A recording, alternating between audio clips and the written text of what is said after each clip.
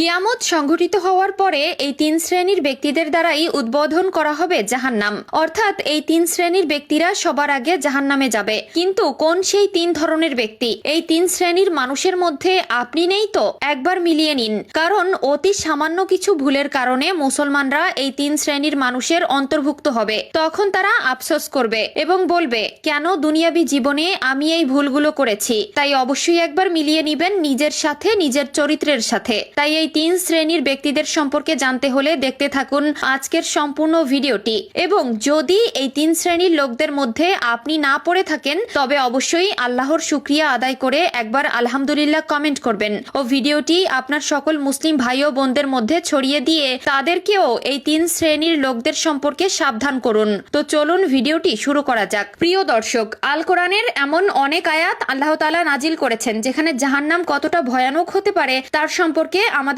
অবগত করেছেন। যেখানে সূরা ওয়াকিয়াতে রয়েছে জাহান্নামের পূর্ণাঙ্গ সকল ধারণা, যাতে করে সেটা পড়ার মাধ্যমে আমরা জাহান্নাম সম্পর্কে এবং জাহান্নামের ভয়াবহতা সম্পর্কে জানতে পারি এবং সেটি থেকে বাঁচার জন্য নিজেকে রক্ষা করতে পারি। কেননা পৃথিবীর সামান্য আগুন আমাদের সহ্য হয় না, সেখানে জাহান্নামে এর থেকে 70 গুণ বেশি আগুনে পুড়তে হবে জাহান্নামীদের। আস্তাগফিরুল্লাহ। তাই যাদের দ্বারা জাহান্নাম উদ্বোধন হবে তাদের মোক্ষম দোষ থাকবে তাদের নিয়ত কখনোই শুদ্ধ ছিল না। অর্থাৎ তারা আল্লাহকে ডাকতো, তারা ইবাদত করত যেটি লোকচোখে নিজের সম্মান বাড়ানোর জন্য, আরবিতে যাকে রুইয়া বলে থাকে। কেননা লোক দেখানো ইবাদত আল্লাহর দরবারে কখনো কবুল হয় না। আর এই লোক দেখানো ইবাদত জড়িয়ে রেখেছে তিন ধরনের মানুষকে। প্রথম সেই ব্যক্তি যে ব্যক্তি লোক দেখানো ইবাদতে মশগুল থাকে, সে 5 ওয়াক্ত সালাত আদায় করে, তবে তার মনে রয়েছে রিয়া। আল্লাহ তাআলা কিয়ামতের দিন তাদের জিজ্ঞেস করবে, তোমার ইবাদত কার জন্য ছিল? উত্তরে সে বলবে, আল্লাহ তাআলা আপনার জন্য। কিন্তু আল্লাহ তাআলা তার কোনো কথা শুনবে না। তিনি বলে উঠবেন, তুমি আমার সামনে দাঁড়িয়ে মিথ্যা বলছো।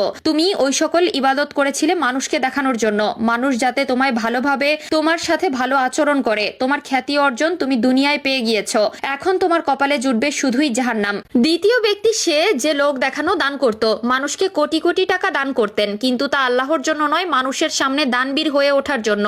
তাদেরকে একইভাবে বলা হবে, তোমার প্রতিদান তুমি দুনিয়ার জীবনে প্রাপ্ত হয়েছো, এখন তো তোমার জন্য প্রজ্বলতাই ভরপুর দোজক। তৃতীয় সেই ব্যক্তি যার জিহাদ ছিল লোক দেখানো, যে আল্লাহর রাস্তায় জিহাদ করেছিল, কিন্তু তার মনে ছিল যাতে সে দুনিয়াবী হাজারো জিহাদিদের মধ্যে বীর হয়ে উঠতে পারে। সে জিহাদ করেছিল নিজেকে সাহসী যোদ্ধা প্রমাণ করার জন্য। এসব মানুষদের দিয়ে আল্লাহ তাআলা জাহান্নামের সূচনা করবেন। আল্লাহ তাআলা আমাদের সতর্ক করেছেন অনেকবার। তিনি আমাদের মাঝে পাঠিয়েছেন এক নবী রাসূল। রাসূলুল্লাহ সাল্লাল্লাহু আলাইহি ওয়াসাল্লাম বলেছেন, তোমরা হিংসা, অহংকার আর দাম্ভিকতা নিয়ে বেড়ে ওঠো না, এটাই তোমার কল্যাণ নেই। মহানবী সাল্লাল্লাহু আলাইহি ওয়াসাল্লাম আরো বলেছেন এই তিন শ্রেণীর ব্যক্তির কথা যারা জাহান্নামে সবার আগে প্রবেশ করবে।